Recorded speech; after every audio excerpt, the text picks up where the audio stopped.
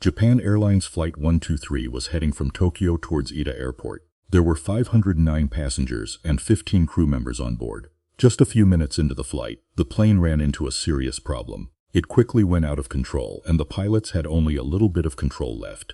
Passengers were panicking, and the pilots were doing everything they could to land the plane safely. But time was running out fast, and the mountains were just minutes away. The tail of the plane had already broken off, and the cabin pressure was dropping rapidly. You could clearly see fear and panic on the passengers' faces. The pilots in the cockpit were doing everything they could to keep the plane under control, but it kept losing altitude. There were screams and chaos all around. Would the pilots manage to land the plane safely, or would this day go down as another dark chapter in aviation history? Let's uncover the mysteries of this untold and thrilling story. This is the story of Japan Airlines Flight 123. On the evening of August 12, 1985, 509 passengers and 15 crew members boarded Japan Airlines. A Boeing 747 was boarding at Tokyo's Narita Airport, heading to Osaka, which is about an hour southwest of Tokyo. Back then, this route was the busiest in Japan, with thousands of people traveling it every day. Flight 12 was completely full that day. It was the Obon holiday season, and many passengers were returning to their hometowns. Obon is a traditional Japanese festival held in August to honor the spirits of ancestors. On this day, people dance, pray at temples, and visit their ancestors' graves. Cleaning up, this time is for family reunions. They didn't know that the plane they were boarding had a serious hidden flaw, something that had been growing like cancer for years without anyone noticing. Just a few minutes into the flight, this flaw would reach its peak. This flight was a special opportunity for the pilot. Sitting in the captain's seat was 39-year-old First Officer Yuta Sasaki. He was working as the captain on this flight, while the real captain was supervising him. Sasaki had about 4,000 hours of total flying experience, and he had been the first officer on the Boeing 747 for the past 6 years.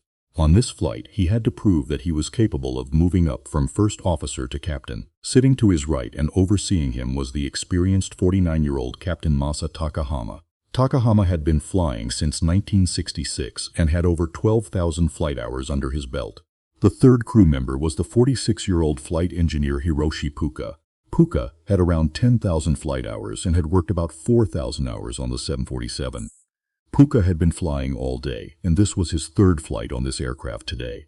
The flight was ready, and 2 other pilots joined them at the airport for this trip. With such an experienced crew, the passengers were in safe hands. But the emergencies they faced that day were something they had never been trained for. At 6:05 in the evening, Flight 123 moved toward the runway. It was a summer evening, and storms had been hitting Japan all day. To avoid these storms, the pilot decided to fly over the sea instead of the usual route. The flight was very short, so short that as soon as it reached 24,000 feet, the plane reached its cruising altitude in feet and then started descending again. At 6:10 p.m., First Officer Sasaki lined up the aircraft with the runway and applied takeoff power. Within moments, the massive jet carrying 524 passengers and crew members was airborne. Flight 12 climbed over Tokyo Bay, gradually turning towards Osaka. Everything went according to plan in the first few minutes. The air brought in by the engines was being fed into the cabin so that the pressure inside remained higher than outside. As the plane climbed, the air was getting thinner, and the pressure difference between the inside and outside of the cabin kept increasing. In the cockpit, the flight engineer was monitoring the cabin pressure to keep the air breathable for the passengers. But neither he nor anyone else on the plane knew that the bulkhead at the back of the plane, which stopped the pressurized air from escaping the cabin, had become quite weak. Years ago, when the plane landed in Osaka, it had taken a big hit at the rear, which damaged that bulkhead badly. The damage was the plane had been grounded for a few days for extensive repairs, but the bulkhead wasn't fixed properly.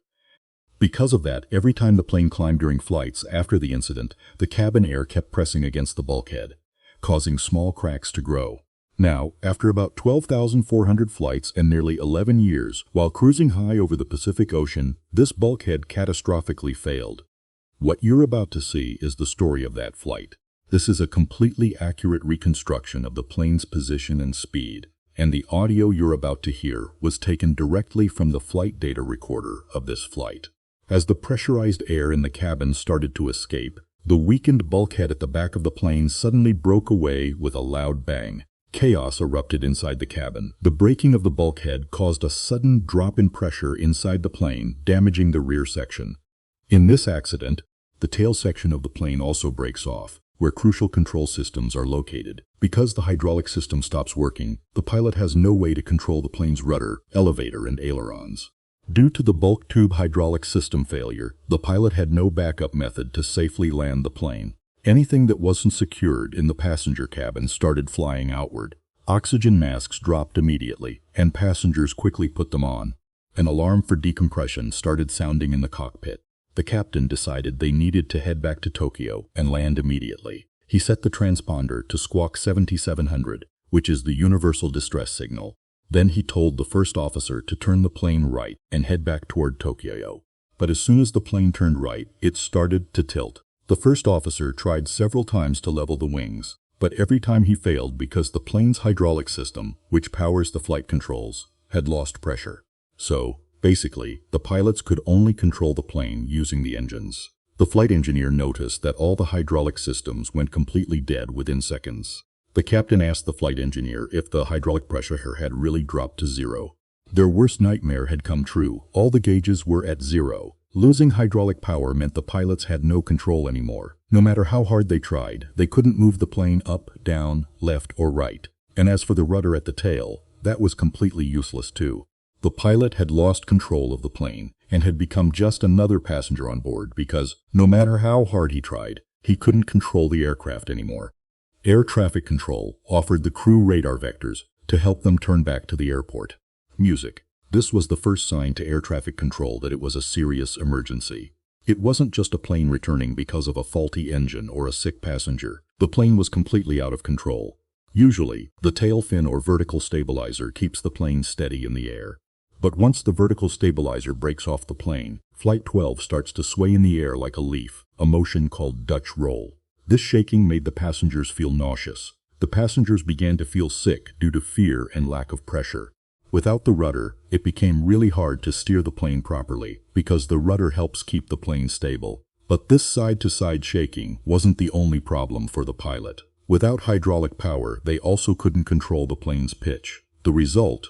The aircraft suddenly started moving like a terrifying roller coaster ride. For the passengers, it felt like a nightmare. It was clear the plane was completely out of control. Many people began writing notes for their loved ones. Flight attendants instructed passengers to use their oxygen masks. A passenger took this photo, showing a flight attendant getting oxygen from an extra mask. Surprisingly, the pilot in the cockpit still hadn't put on his oxygen mask as he tried to control the plane. They were so busy trying to do it that they didn't even think about it. Now, hypochloramic control called the flight, but the pilot was focused on the emergency and music. Hypochloramic. Over 500 passengers were now on their own. Although the pilot still had control over part of the plane, meaning the engine, could they control the plane's speed using only the engine? In theory, the pilot could manage the plane's ascent and descent by adjusting the engine power at the right times. When the plane was climbing, the pilot would increase the engine power. They could control the climb by reducing power and then increasing it while descending, but it was extremely difficult. Death was right in front of them, and they were now music hypoxic. The pilots were trying to control the plane using the engine. Tokyo Air Traffic Control contacted them and offered some options. The captain decided he wanted to return to Haneda Airport instead of Nagoya, since it was closer. Haneda was a bigger airport with more emergency services available. They needed every possible bit of help for their 509 passengers. The controller could hear the tension in the captain's voice. They listened and allowed him to speak in Japanese to lighten his workload. Meanwhile, the flight engineer spoke to the flight attendant at the back of the plane over the intercom, trying to find out what had happened. By this time, the pilots didn't know anything about the damage to the aircraft. The flight attendant told the flight engineer that the rear part of the plane was damaged. He passed this info to the pilots and said that passengers were putting on their oxygen masks, but neither pilot responded. By this time, the situation was really serious. The human brain weighs only about 2% of the body, but it uses 20% of the oxygen. The most sensitive part of the brain to lack of oxygen is the cortex, which is a thin layer of cells on the brain's surface. This part of the brain is responsible for problem solving and handling complex tasks, which the pilots needed to do in this emergency. The flight engineer told the captain to start the emergency descent. This time, the pilot responded and agreed that they needed to put on their oxygen masks and they needed to start descending right away, but that didn't happen. Meanwhile, the Assam crew kept struggling to control the plane. By carefully timing the movements of the thrust levers, the pilot managed to reduce the plane's severe phugoid oscillations. This was a big improvement in their situation and gave the crew some hope. They had now proven they could control the plane's altitude using just the engines, but they also knew that maintaining altitude alone wasn't enough to reach an airport. Just holding steady wasn't enough.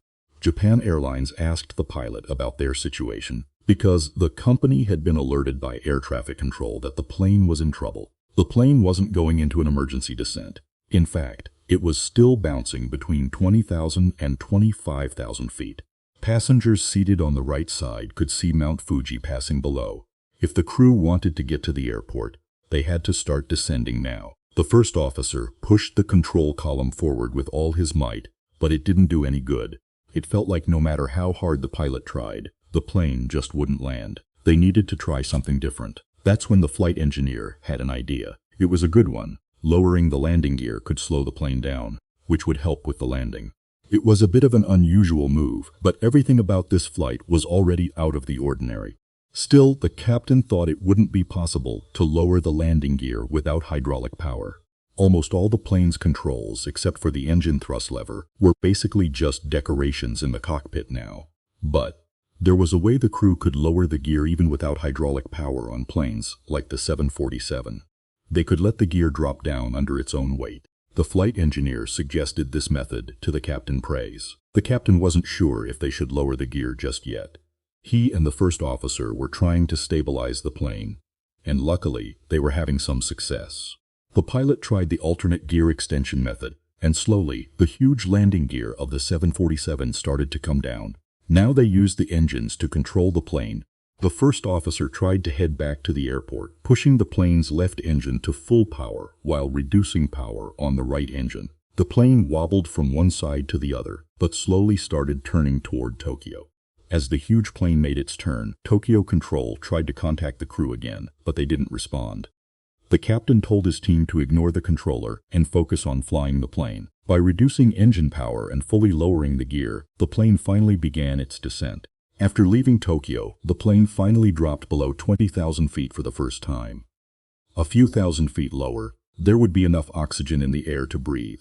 By this point, they were physically and mentally exhausted and had started heading toward hypoxia.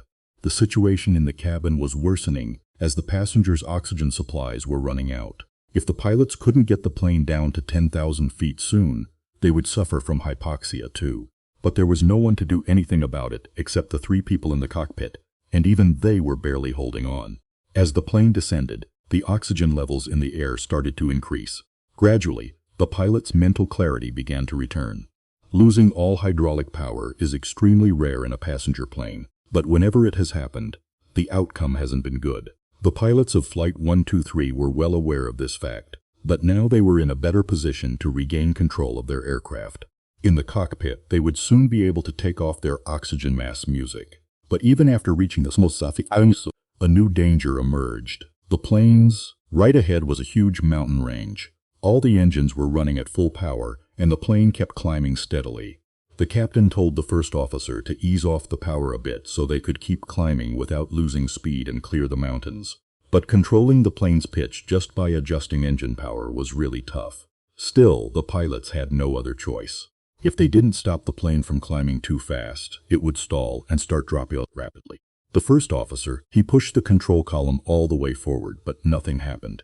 Then he pulled the engines back to almost idle, and finally, the plane started to nose down. Now flying at just 9,000 feet, this huge aircraft was steadily descending. They were really close to the mountains. Giving full power to the engines, the plane once again started climbing with a 40-degree nose-up angle. The plane had entered a terrifying dive once more. The pilots knew that just increasing or decreasing engine power wouldn't be enough. To save their jet and the 521 passengers and crew on board, they had to do something different. A witness later described the plane's movements from the ground as if it were a staggering drunk. The first officer kept working to control the massive plane, and this time, it seemed like his efforts were paying off. By carefully adjusting the throttle movements at the right moments, he stopped the plane's roller coaster-like motion. The crew was now fully alert, and their minds were clear. They got so thrown off by the hypoxic effects that they completely lost track of where they were and how far they were from Tokyo. The flight engineer asked the controller where their eject location was. They were 55 miles or 88 kilometers northwest of Haneda. For a 747, that wasn't too far. They could cover that distance in just a few minutes. If they could somehow turn the plane around, maybe they could head back to the airport. The first officer pushed the throttles forward to reduce the drag caused by the flaps, but the flaps were actually helping to stabilize the plane. Gradually, things started going wrong. The plane's flaps were extending. Normally, flaps should stop extending after a certain point, but they just kept going. The left wing's flap extended more than the right wing's flap, which caused more lift on the left side. This made the left wing rise up in the air, and the plane started slipping rapidly toward the mountains. Slowly, the pilot began losing control of the plane, and it started plummeting down at a rate of 18,000 feet per minute. The plane was going 10 times faster than usual. The pilot pulled the controls back with all his might, but it was already too late. The right wings and the outer engine hit the mountain and broke off from the plane. The air traffic controllers watched helplessly as the plane disappeared from the radar screen. They tried to contact the pilots, but there was no response. A minute later, a Japanese military plane spotted a huge fireball in the Nagano Mountains. A U.S. Air Force plane flying nearby offered to help search for survivors, but it seemed like there was no one left. There probably weren't any survivors, but the Japanese officials rejected the offer and chose to send their rescue team to the crash site themselves. However, assuming no one could have survived, they didn't send their rescue team until morning. By the time they got there, 12 hours had passed. The doctors on site said that the passengers who could have been saved didn't make it because of the delay in the rescue mission. Out of 524 passengers and crew, only 4 survived, and all of them were sitting in the back of the plane. The number could have been higher if the Japanese officials hadn't responded so late. As a result of this accident, Boeing redesigned the rear part of the 747 to prevent structural failure caused by rapid pressure changes in the plane. They also revamped the aircraft's hydraulic systems so that if there's a problem in the tail, the entire control wouldn't be lost. Japan Airlines also changed their maintenance procedures and ordered strict supervision of important repair work. The airline's public image took a huge hit, and after the crash, bookings across the country dropped by more than a third. Flight 123 is still considered the deadliest plane crash in the world. If there's any positive takeaway, it's that rescue efforts now start as soon as possible after an accident, no matter how slim the chances of survival are. Thanks for watching this video. If you want to see more videos like this, here's another one. Thanks again for watching, and see you next time in the video.